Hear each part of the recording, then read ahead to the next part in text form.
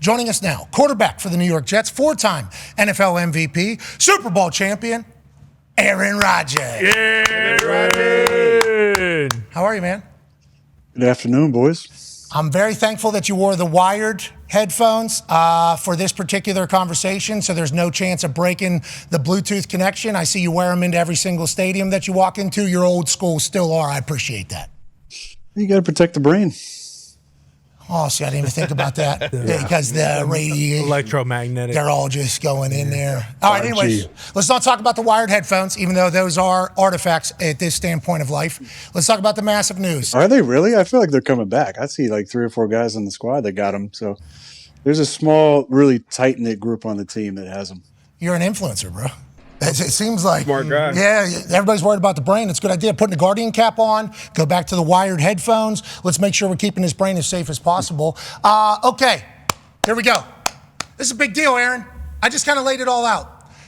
The narrative that has been built quickly, and I think this is what happens with your life for everything you do. There's a narrative that is built, and then you either decided for a long time to kill him with indifference and not answer a narrative, or whenever you came on our program and started doing as such and started opening up more to everybody, it was like you started like kind of nipping things in the bud that have been growing for a long time. Right now, the narrative that's growing around you is that you got Coach Saleh fired because you hate Coach Saleh. You didn't give him a hug, okay? You went to Egypt and you hate the guy. Now, I would love to offer you the floor to kind of explain how yesterday went down, your thoughts on it all, and how you think we got to this point that we're at with the New York Jets organization in 2024. Yeah, I mean, yesterday was a day that reminds you of the simple fact that all of us who've played know all too well, and that's that it's a tough business. It's a beautiful profession. It's incredible. It's done so much for our lives, but it's also a really tough business. I love Coach Saleh. We have a very solid relationship. We have since, I met him in 2021 and had a nice conversation when they came and visited us for joint practices. He was a big reason why I came to the Jets. I felt like the team, was a solid team. Had a relationship with Coach Hackett, obviously. And I really liked Coach Saleh. Everything that Matt LaFleur said about him, the few interactions I've had, the times that we went against him, I just had a lot of respect for him. And so, it was just a reminder yesterday how tough the business is. I think what people can forget in this is not only is Robert a fantastic human being and a damn good football coach, he's also a family man. He's got 7 kids. He's got an incredible wife. And the business of football can be hard, not just on those of us who are playing and coaching and doing personnel things and ownership, obviously, but it's tough on the families. And I've got to know Robert's family over the last couple of years, and especially one of his kids, Adam. Adam's my little throwing buddy from training camp. Love Adam. He's an incredible, incredible kid.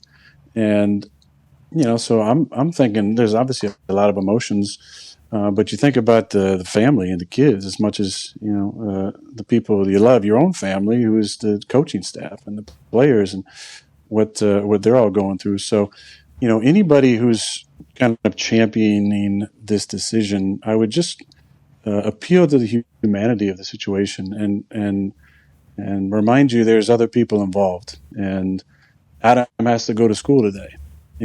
Possibly, or this week. And hopefully there's no, kids with poor parents who are making snide side comments to him. It's just a reminder there's a lot of things involved in this.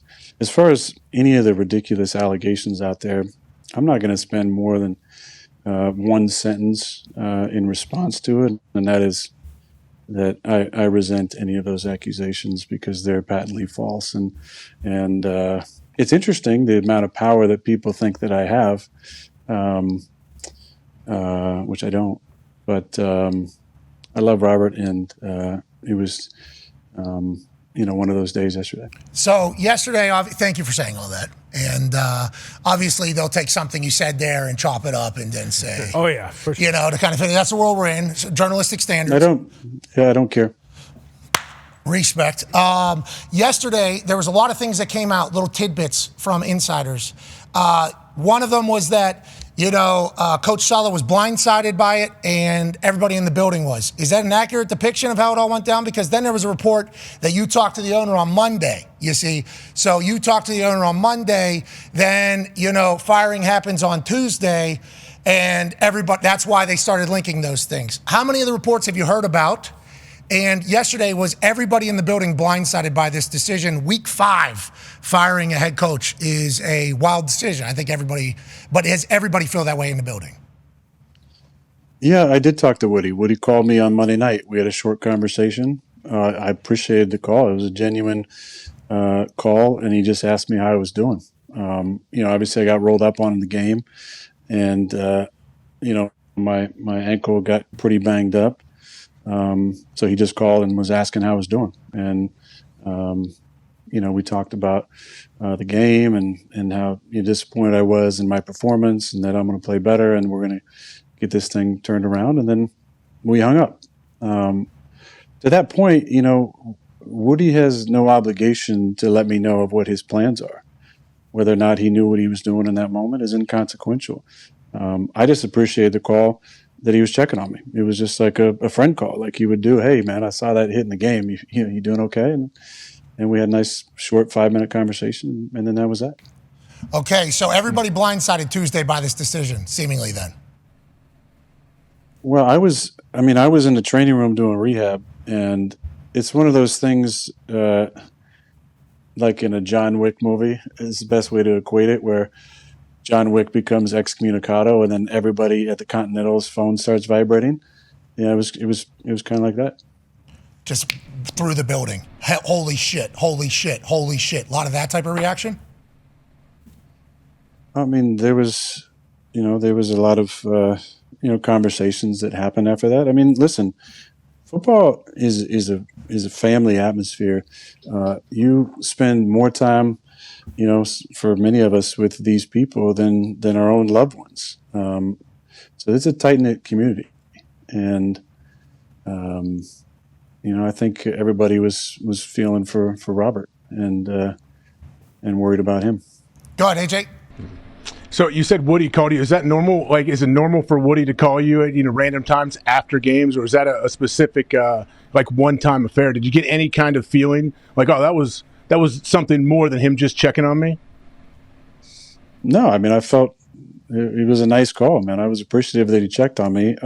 We've talked on the phone a number of times over the last couple of years. He checked on me after my surgery. He checked on me during the rehab process. Christopher Johnson, his brother, and I have a good relationship. He did the same thing. He checked on me as well, made sure I was okay. So it didn't seem, nothing was abnormal. I was actually really thankful, for the call. Coach Hackett, have you talked to him? Because his name obviously has been thrown into all of this quickly. And how do you feel about his position? And how do you feel about everybody in the building with him and all the drama that is seemingly surrounding you two's relationship? Well, our relationship's great. It always has been and always will be. I think, that there was going to be some things that needed to change regardless of, what happened to Robert. And, we just haven't been playing consistent football on offense. And as we know, the definition of insanity is doing the same thing over and over and expecting different results. So, there's when you have a couple games, and obviously I didn't play well in either of them, but where you just don't play very efficiently, you got to adjust some things. So it's a part of our game. Change is part of our sport, and I know there's a lot of things that were swirling out there, but at this point, Brick and I have talked a couple times, and I'm on board with whatever he decides as far as the offense goes, and I want to do what's best for the team, and we're throwing our support behind Coach Ulbrich and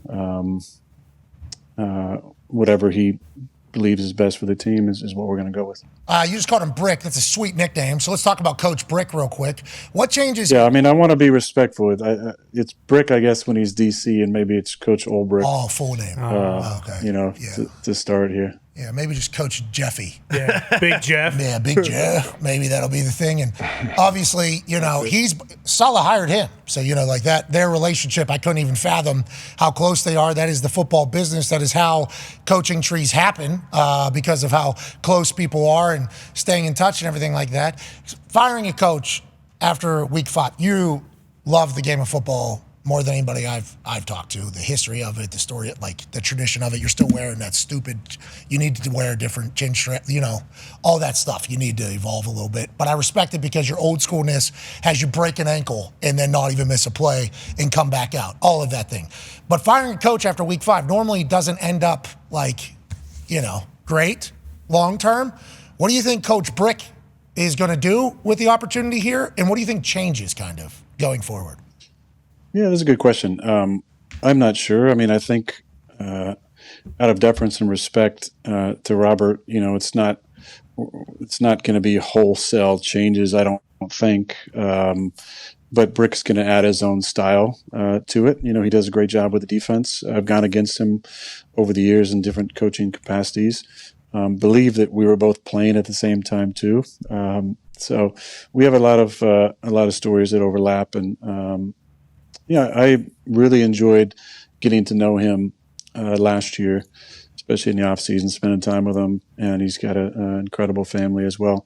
So I expect a steady hand from him and great leadership. He's a former player, knows what it's like to be in the locker room, and I think he's going to do a great job. But the most important thing is that there has to be some change, even just the smallest change to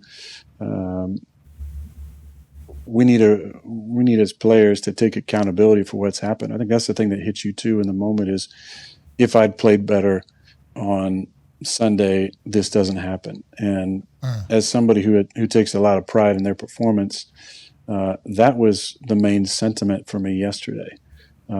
Obviously, heart going out to Robert because how much I respect him and care about him.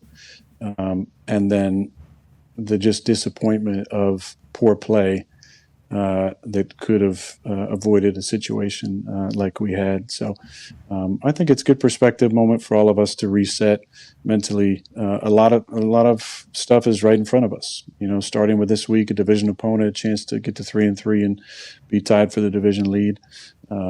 We have 12 games left. It's a long season. There's been years where we started slowly and finished really strong. 2016, we were 4-6 and won our last 8 to get into the NFC Championship.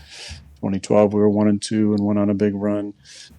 There's always that run in the season where you hit it. You want to be playing the best in the winter months, and I think there's a lot that's in front of us, and I'm excited about getting back to it tomorrow. Yeah, Coach Saleh said in his statement yesterday that he was disappointed with the fact he didn't get the opportunity to make it right with what he feels is a very good locker room or very good roster or something like that.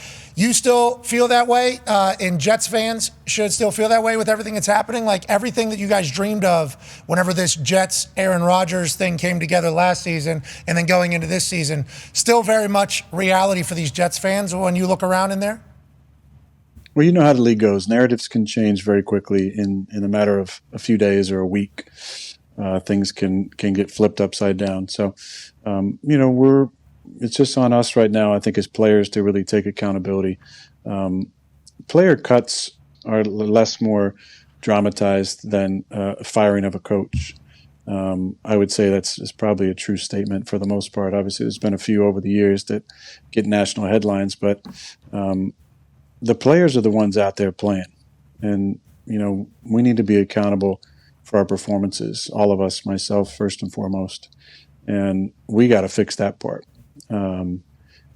Great coaches have great players. That's part of it. Obviously, they add their own personality to it. They add their own flair and style and leadership qualities and vision for the team and saying the right thing at the right moment and creating a player-led team that has the freedom to hold people accountable, but the restrictions and boundaries to keep some of the stragglers in line. That's an important part of it. But first and foremost, at the core of every great team is accountability. So we got to be accountable to each other. about our performances and be better. Let's talk about All of that. us. Let's talk about that a little bit more. D-Bud has a question for you. Yeah, as a quarterback, you're always under the microscope. So how do you, I guess, what helped you or who helped you? What process? Was it a person that helped you kind of block out those narratives? And now you're an older quarterback, older veteran quarterback, but there's young quarterbacks dealing with it as well, and it's much harder for them, I feel like, to block out those narratives. So who or what process helped you to kind of block those things out and just lock in on play? Well, I think part of it had to be DB the insulation of playing in Green Bay. It's a blessing and also a strain in its own ways because it is a small town. At the same time, it's the only show in town. So you learn a lot of really good lessons as a young player about how to keep your focus and perspective where it needs to be. There's always going to be narratives outside the building. But you have to hold yourself to a certain standard and let that standard be your guiding principle, your North Star, not what everybody else thinks or says about you. Easier said than done, especially as a young player. I think you got to go through some of the aches and pains and bumps and bruises and ups and downs of the early part and try and keep your confidence intact. A lot of that has to do with the process. You talk about the process of preparation and your week, and you have to figure out what works best for you. Obviously, having sustained success kind of makes that a foundational part of what you're doing, but it's important to stick to that and not to deviate based on a win. Maybe I do a little bit less. I didn't have to study that much. Or a loss. Oh, I got to do way more. I got to just get in there and grind. Lock in there at 5 a.m. I've just never subscribed to that way of doing things. I think you can figure out what works for you and then stick to the process. Obviously, fine tune and find little tiny ways to reset after a win or a loss. But it starts with being self-critical and being accountable to yourself and your teammates. After a win or loss, just go ahead and slam some ayahuasca and then just move to the next year. Keep moving. All right, D-Bud. Okay, that's just what. It's funny. I used to talk a lot about drinking scotch. I'd always say, it's a tough game. What are you going to do tonight? Like, well, probably have 3 or 4 fingers. It's scotch. now it's 3 or 4 fingers of scotch. Yeah, That's what it is. Scotch. 3 Stick your fingers head out is of the from game. the Win or bottom. lose Come your on, booze. D-Bud. That's what I say. I don't know what y'all talking about. Oh, you're Johnny talking about Manziel. the fingers in the scotch. Come on. Unbelievable, this guy. Never ends. Mine's in the gutter. Anyways, now you just do ayahuasca. We get it. It's just kind of laying around. Hit the pan. Life changes. I mean, can I just set that narrative straight as well? I'm not a recreational ayahuasca user. Okay. What? All right. Put it on the ticker. Put it on the ticker.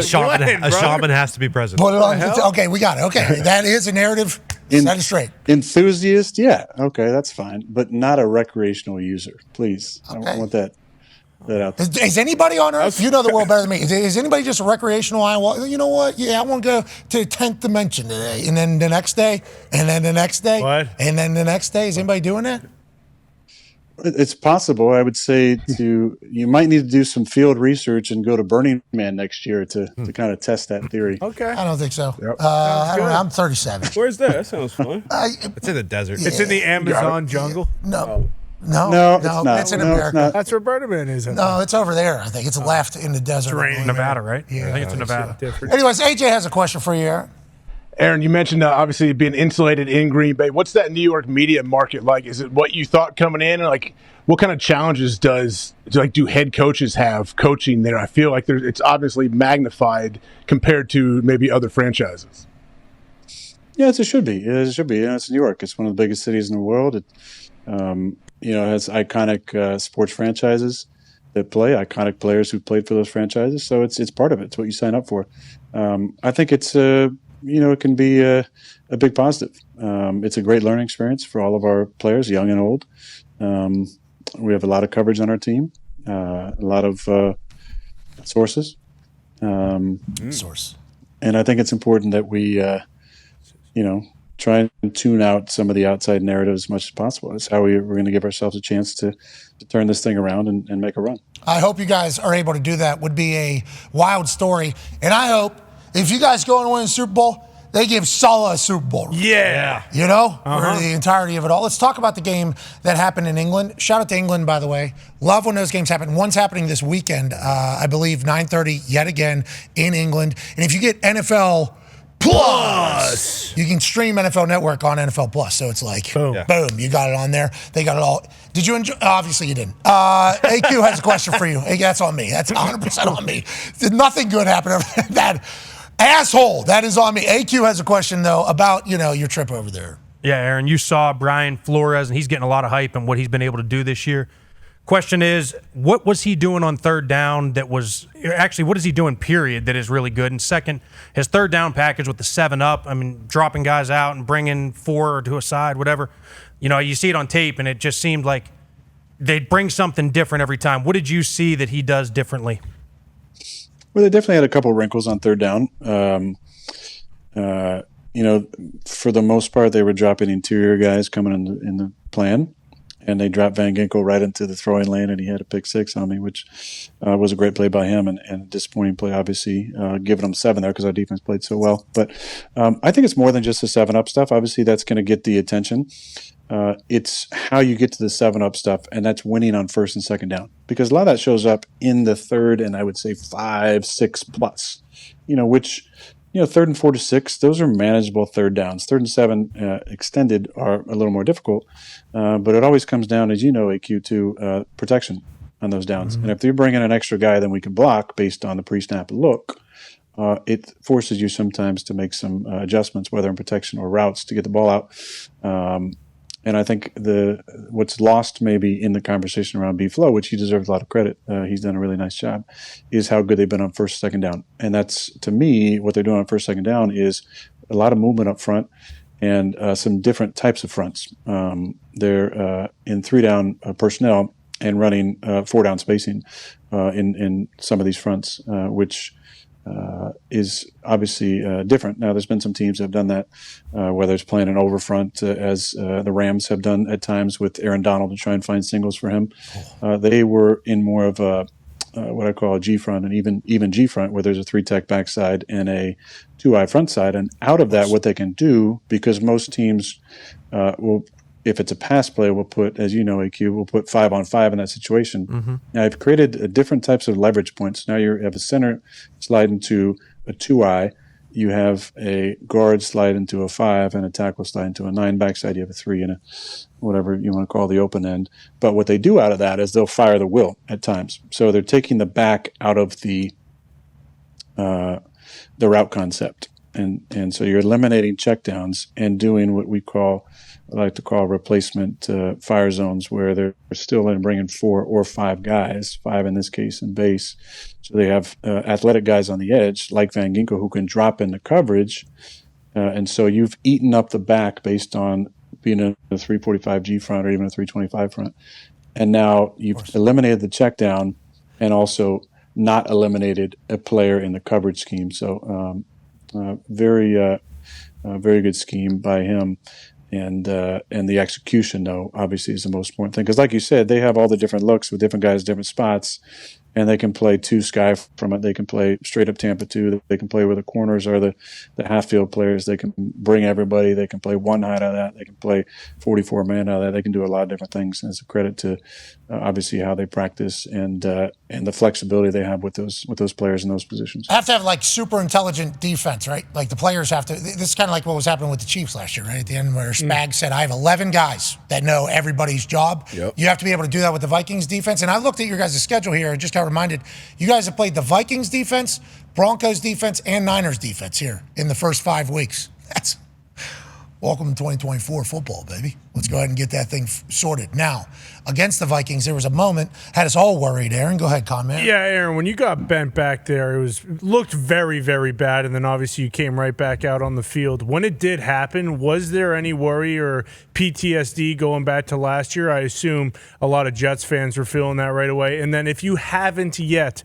there were some great memes from that photo and that play, and they're all funny now since you didn't get hurt seriously. Back to the meme, so I'm just a walker. Hey, you're a meme machine, They're good, brother. they're good memes. There's a bunch coming out Meme today, machine. too. Yeah, you're a meme machine. There's already, yeah. I don't know if it's great. Yeah, it was very, very painful. As I was going down, my foot was caught. I've been rolled up on before, but maybe not with my foot being caught in this way. Usually it's, maybe ankle is caught or, your knee is going. But a lot of times you can kind of like wiggle out of that, or something happens where the pressure gets alleviated. But that didn't happen. So for me, it's interesting, really good question by UBC, because there was a split second where I remembered what happened last year when I got up, because every player's worst fear, I think, is being carted off the field. And for me, having been hurt, a handful of times, I always want to just get off the field. Let me get off the field. If I got to take a cart, I just don't want to take it from the field. Just get me off the field. And when I stood up last year and my heel hit the ground, the dread that filled my mind was, damn, that's bad, And so as bad as I was feeling in that moment, I just wanted to stand up. And in that moment, there was the memory of that feeling. And when my foot hit the ground, there was a total relief that came over me as I realized, okay, I don't think anything's broken. Let me just walk off here. And then I was just teasing one of our equipment guys, Jim. There was an interesting moment where I'm walking around the back of the bench to go to the blue tent, and I hear the crowd do something. So I'm like, oh, is that like a partial block punt, bad punt, good punt, whatever? And I realized that Timo just got roughed. But a lot of times, as you know, Pat, there's not a lot of protection for the punters, and it's very rare actually you get the 15-yarder. Most of the time it's just a 5. Yep. And so I kind of waited, and when I saw him do the personal foul signal, then I was thinking, to my right is the blue tent. To my left is Jimmy from the equipment staff holding my helmet. He doesn't quite realize what's going on.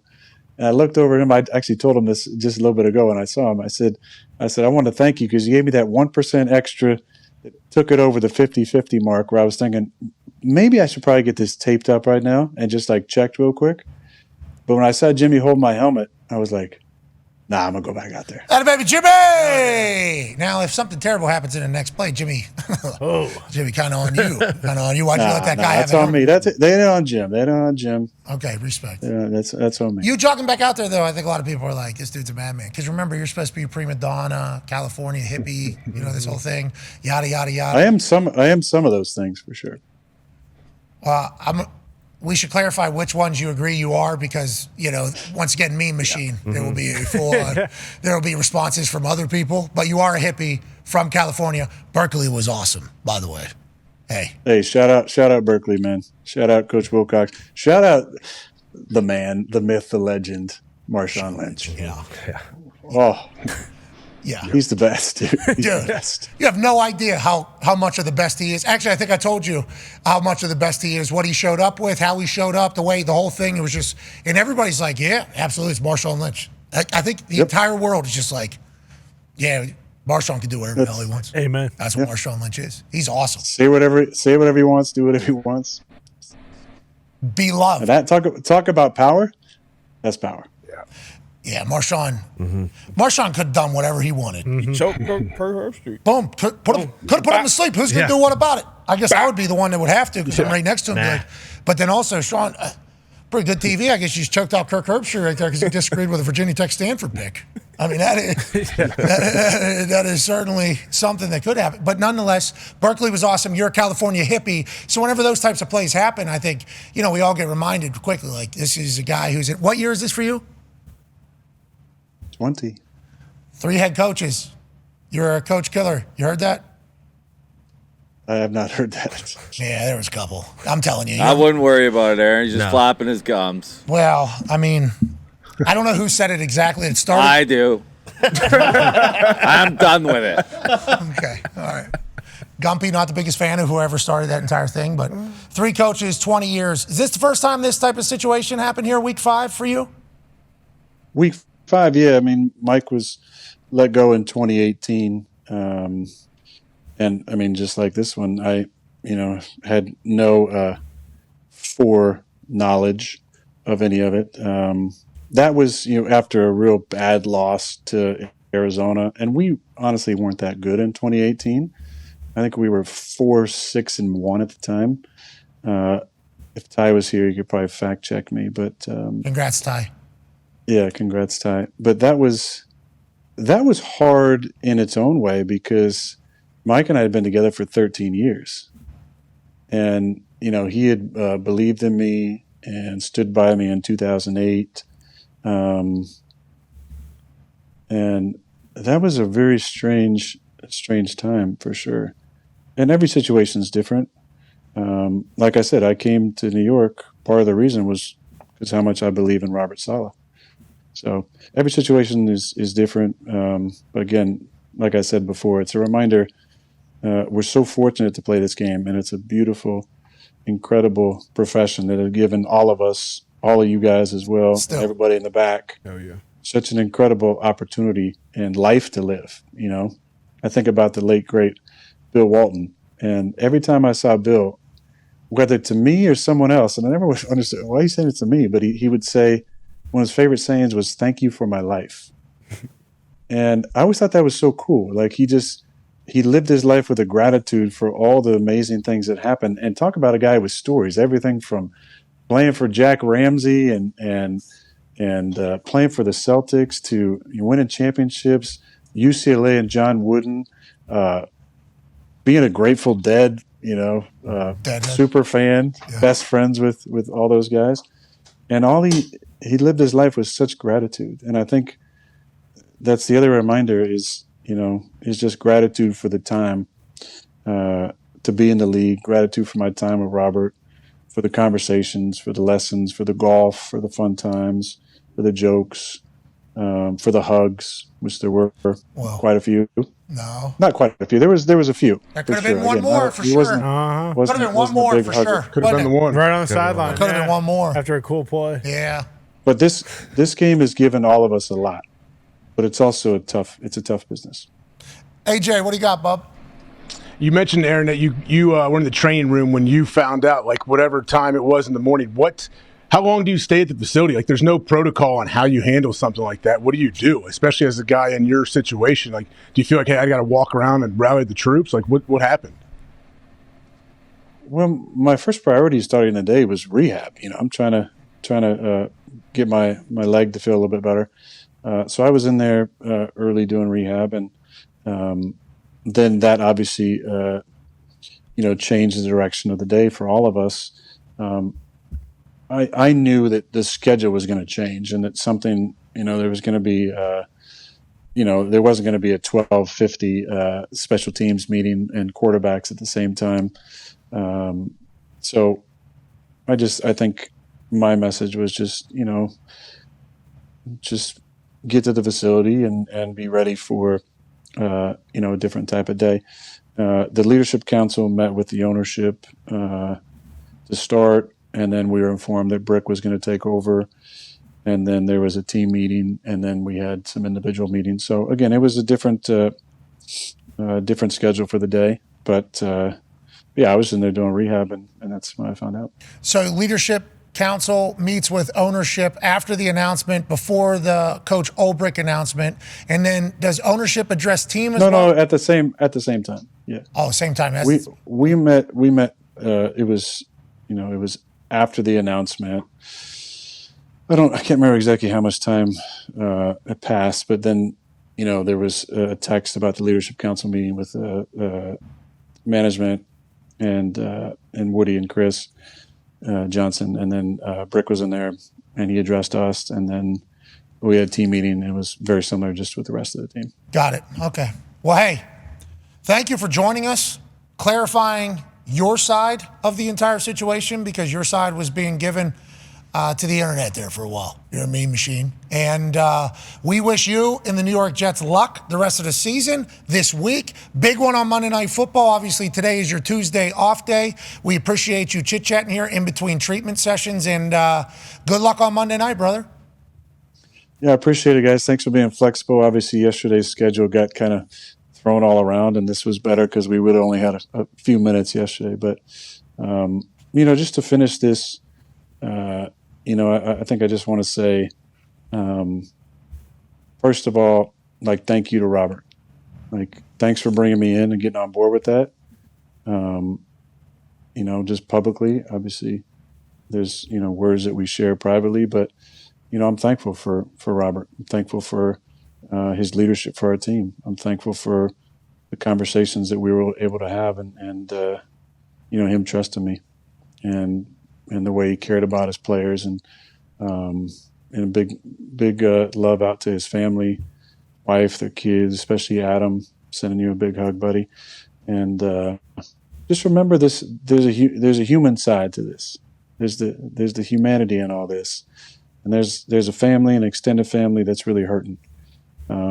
So when you're out there, as the internet does and as people do, celebrating this in whatever way you do, just remember there's a human aspect to it. When it comes to me, I don't feel like I need to defend myself or say anything. There's always going to be narratives out there and conversations around what I think and how much power I have and how much influence I have. It's not something I worry about. It's really not. I care about my teammates, care about winning. I'm accountable to myself, my organization, my teammates. I got to play better. I will. And we're getting behind Brick, and there'll be some changes with this. And that's the direction we're going to go. But we're going to stand behind Brick, and we have a lot to play for. And yesterday was about remembering how tough this game is. And today is about moving forward and embracing the changes that are coming, the changes that have already been made, and sticking together. And it's a time for us as players to lock arms with each other and find that belief inside of us, because that's the only way that we can inspire the belief in our fan base to get behind us in the right way. So I appreciate you guys, and I'm going to go home and relax a little bit and Hell yeah. look forward to tomorrow. Hell yeah. Hey, we appreciate you. That was a good speech, brother. That was a good speech. Let's go run through a wall for the New York Jets. You're the man. Ladies and gentlemen, Aaron Rodgers. Aaron.